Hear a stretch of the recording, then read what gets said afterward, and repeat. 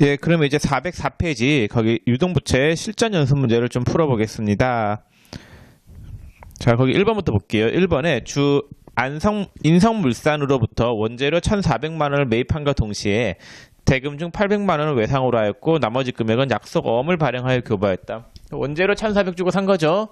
그 다음에 외상 매입금 어음 발행한 건 지급어음. 2번 6월 10일에 외상대금을 갚기 위하여 거래처 주 대마도에 발행하였던 어음이 만기되어 당좌 수표를 발행하여 지급하였다. 어음을 발행했죠. 발행했던 어음이니까 대변에 뭘로 되어 있었겠어요? 지급어음이겠죠. 그 어음대금 갚았으니까 지급어음 차변에 빠지고 대변에는 수표 발행했으니까 당좌 예금 통장에서 돈 나가겠죠. 자, 근데 금액은 6월 10일 날 일반 전표 입력 조회해도 되겠고 거래처 원장, 지급어음에 대한 거래처 원장 들어가 보면은 금액을 조회할 수 있어요. 자, 조회는 나중에 그 실기할 때 해볼게요. 입력할 때. 자, 3번에 거래처인 동성상에 미지급금 130만 원 중 100만 원은 당좌 수표로 지급하고 나머지 30만 원 면제받았다. 미지급금 갚는 거니까 대변에 있는 미지급금 차변에 빼고 수표 발행 100만 원, 그다음 30만 원은 채무 면제받은 거잖아요. 채무를 면제받아서 나오는 이익을 채무 면제 이익이더라고요. 근데 예를 들어 가지고 차변에 상품이 500원 있다. 대변에 외상 매입금 500원 있다. 외상대금 안 갚아도 된대요. 그럼 면제받은 거죠. 그럼 대변에 있는 외상 매입금을 차변에 빼면서 채무를 면제받았잖아요. 이익 난 거잖아요. 그 채무를 면제받아서 나오는 이익은 채무 면제 이익이다라고 하겠습니다. 자, 그 다음 4번 국민카드사의 청구에 의해 전월회사의 국민카드 사용금의 96만 원을 현금으로 지급하다. 국민카드 사용금액은 대변에 미지급금이라고 되어 있었겠죠. 그 돈 갚은 거니까 대변에 있는 미지급금을 차변에 빼고 대변에 현금 이렇게 분기하면 되겠고. 자, 그다음 5번 거래처 주 우진상사로부터 이걸 말일 지급하기로 하고 현금 1,000만 원을 차입하였다. 그럼 차변에 현금 1,000만 원이고 차입했으니까 단기 차입금을 쓰면 되겠죠. 6번 주 서울상사의 제품 400만 원을 판매하기로 계약하고 계약은 회계상 거래가 아니죠. 그리고 5번 있잖아요. 5번은 이걸 말일이니까 차입금이 단기로 빌린 거죠. 단기 차입금이 되겠죠. 6번은 서울상사의 제품 400만 원 판매하기로 계약하고 계약은 회계상 거래가 아니니까 분기할 필요가 없겠죠. 근데 계약금 받은 거는 차변에 돈이 들어왔죠. 그 다음에 대변에 계약금 받았을 때 사용하는 계정 과목이 선수금이다라고 했었죠. 선수금 잡아놨다가 7번 보시면은 주 서울상사의 제품 400만 원을 매출하고 그럼 대변의 제품 매출 400. 계약금 120만 원 차감한 잔액은 동전 발행 약속 어음으로 받았다라고 돼 있죠. 그럼 계약금 받은 건 선수금이었잖아요. 실제로 물건 들어오면은 선수금 빼면서 제품 매출로 대체해야 되겠고 어음 받은 거는 받을 어음 이렇게 분기하시면 되겠습니다. 자, 그다음 8번 종업원의 총급여 600만 원 중 소득세 100만 원, 건강보험료 5만 원, 고용보험료 5만 원을 제외한 잔액을 보통예금에서 인출하여 지급하였다. 급여가 600이죠. 그럼 차변에 급여 600. 자, 그 다음에 급여 지급할 때 떼고 나가는 금액이 있죠. 이렇게 대납하기 위해서 떼고 나가는 금액을 뭐라고 했어요? 예수금이다라고 했었죠. 예수금 110만 원. 뺀 나머지 금액이 보통예금 통장에서 나간 거죠. 자, 9번 8월 10일 급여 지급 시 예수한 소득세 100만 원을 관할 세무서에 현금으로 납부했다. 세무서에 세금 납부했으니까 예수금 빼야 되겠죠. 대변에 있는 예수금을 차변에 빼면서 대변에 돈 나가는 분계. 자, 10번 당사 사무직 사원과 생산직 사원에 대한 급여는 다음과 같으면 실지급액은 보통예금 계좌에서 자동이체되었다. 그 사무직은 800번대, 생산직은 500번 되겠죠. 급여가 있는데 사무직 급여가 10354,000, 급여 10354,000. 상여가 있잖아요. 상여는 별도의 계정 과목 쓰세요. 상여금이라고. 상여금이 7247900 이렇게 되겠죠. 생산직 급여는 임금이에요. 임금 25362,000. 그냥 생산직 상여가 17753,400이죠. 500번째 상여금 17753,400이잖아요. 그래서 돈이 나가는데 나갈 때 세금 얼마 떼고 나갔어요? 예수금이 5295900이죠. 대변의 예수금 5295900이고 나머지는 보통예금 통장에서 55421,300이 나가잖아요. 이렇게 분기하시면 되겠고. 11번 9월 30일 다음과 같이 산출된 급여를 보통예금에서 직원의 보통예금 계좌로 이체 지급하다. 영업부가 135만 원이죠. 급여 135만 원. 그 다음에 생산직이 있는데 생산직 급여는 임금이죠. 임금 140만 원. 자, 돈 줄 때 세금 떼고 나갔죠? 공제한 금액이 총 얼마예요? 61,600원. 대납하기 위해서 떼고 나가는 금액을 예수금이다라고 했었죠? 예수금 61,600원이고 차인 지급액 보통예금 통장에서 돈 나갔잖아요. 대변의 보통액은 268만 8,400원. 이렇게 분기하시면 되겠습니다. 자, 그다음 12번. 9월분 건강보험료 26,600원을 현금으로 국민은행에 납부했다. 11번 문제 관련이라고 돼 있죠. 그러면 건강보험료가 거기 11번 문제 봤을 때 얼마가 있어요? 직원들 거 떼고 나간 게 총 13,300원이죠. 영업부가 6,500원, 생산부가 6,800원, 13,300원인데 그럼 대변에 예수금이 지금 얼마가 있는 상태예요? 13,300원이죠. 건강보험만 따졌을 때. 자, 이거 납부한 거니까 예수금을 차변에 빼야 되겠죠. 차변에 예수금 13,300원 빼고 그 다음에 이제 그 건강보험료 회사부담분 있죠. 회사부담분이 영업부가 6,500원, 생산부가 6,800원이잖아요. 계정 과목은 뭘로 써야 되겠어요? 복리후생비잖아요. 그럼 영업부에 대한 복리후생비는 몇백 번 드려야 돼요? 네, 800번대 복리후생비. 그 다음에 생산직에 대한 복리후생비는 500번대가 돼야 되겠죠? 511번. 자, 이 금액이 영업부가 6,500원. 그 다음에 생산직이 얼마가 되겠어요? 생산직이 6,800원.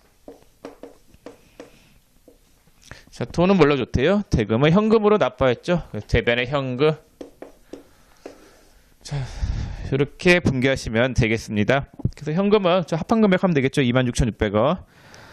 자, 그 다음 13번. 당일까지 미납된 국민건강보험료 16만 5천원을 현금으로 납부했다. 그럼 대변의 현금 16만 5천원이겠지. 대변의 현금 16만 5,500원인가? 16만 5천원이네. 자, 이 중에서 15만 원은 5월분 미납액이고 나머지 금액은 15,000원 가상금이래요.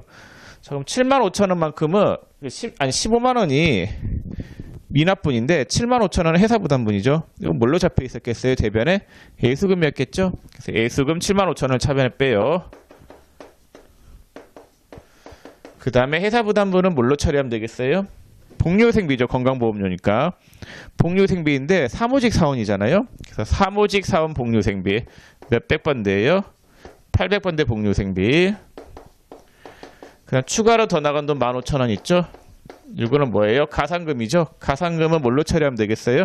세금과 공과 계정을 쓰라고 돼 있죠. 네, 세금과 공과금. 네, 이렇게 분기하시면 되겠습니다.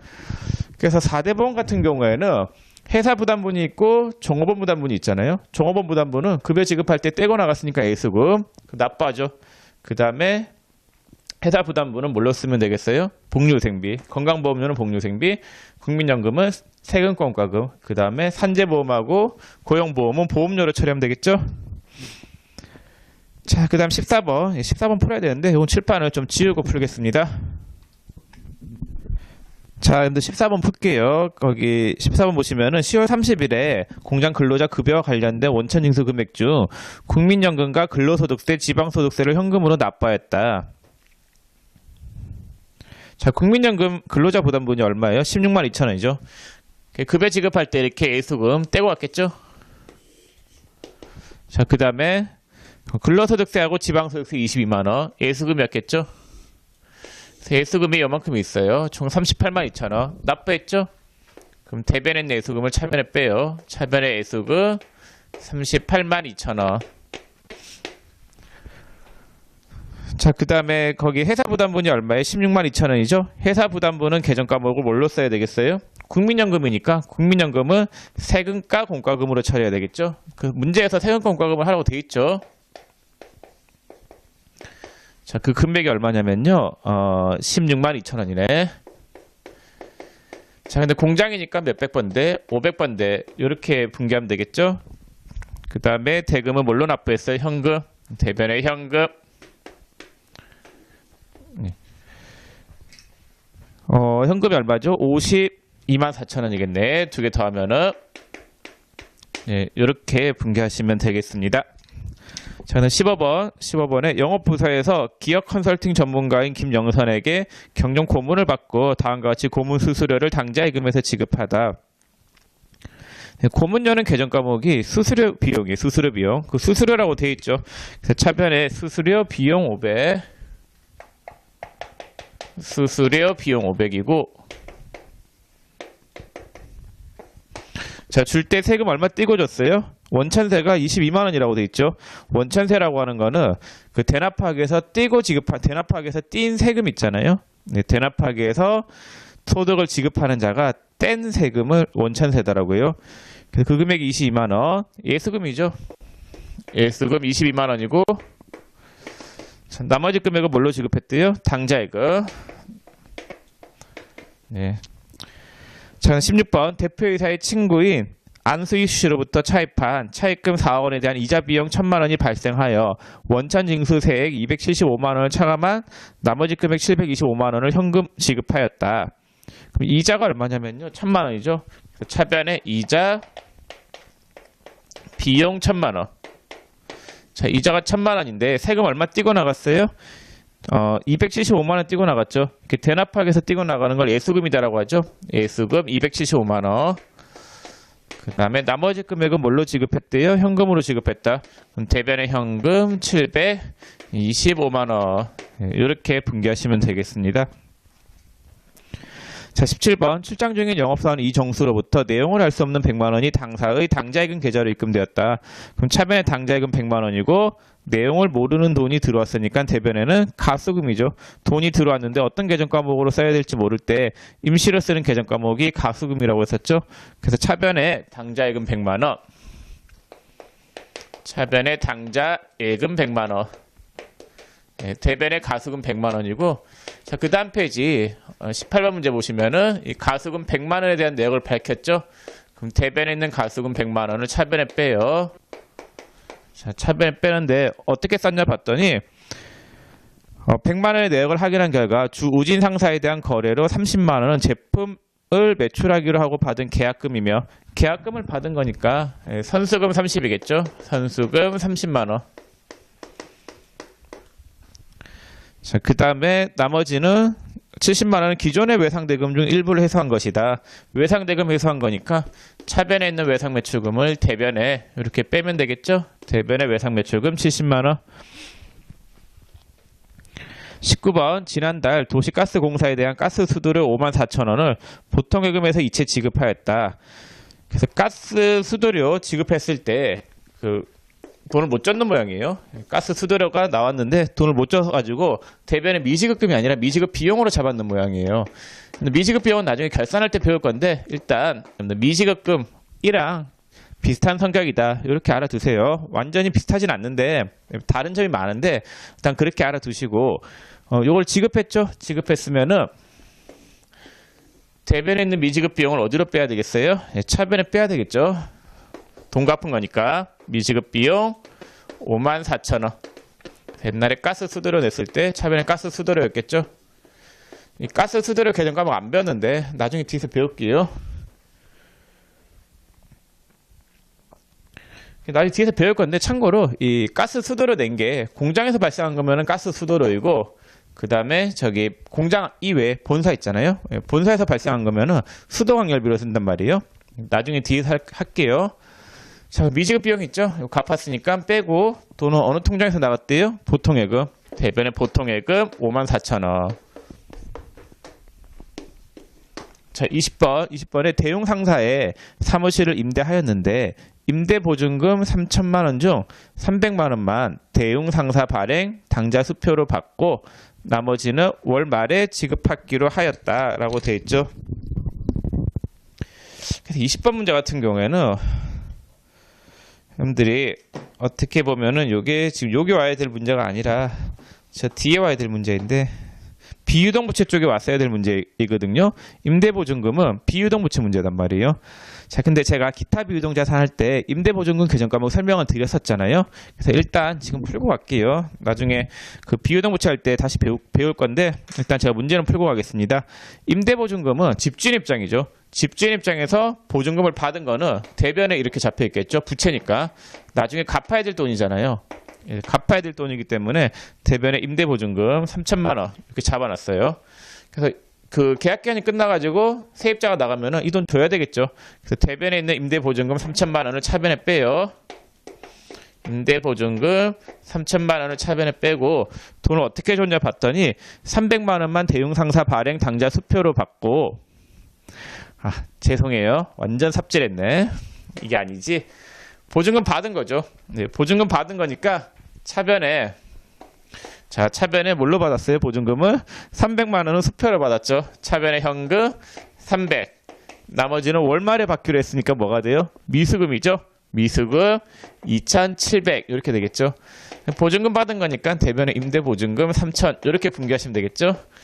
그게 어려운 분개도 아닌데 제가 혼자서 삽질하고 있었죠. 보증금 받은 거 대변에 갚아야 될 빚 증가 임대보증금. 그 다음에 미수금 있잖아요. 미수금이 거래처 걸어줘야 되겠죠. 임대보증금. 임대보증금도 거래처 거세요. 거는 거예요. 여러분들이 시험장에서 거래처 거는 게 판단이 잘 안 쓰시면은 모든 계정 과목이 거래처 다 걸라고 했었잖아요. 그게 훨씬 더 안전할 거예요. 여러분들 문제 풀 때는. 자, 이렇게 해서 유동부채는 모두 마쳤습니다. 그럼 다음 시간에는 비유동부채 쪽에 들어갈게요. 여기까지만 하겠습니다. 수고 많으셨습니다.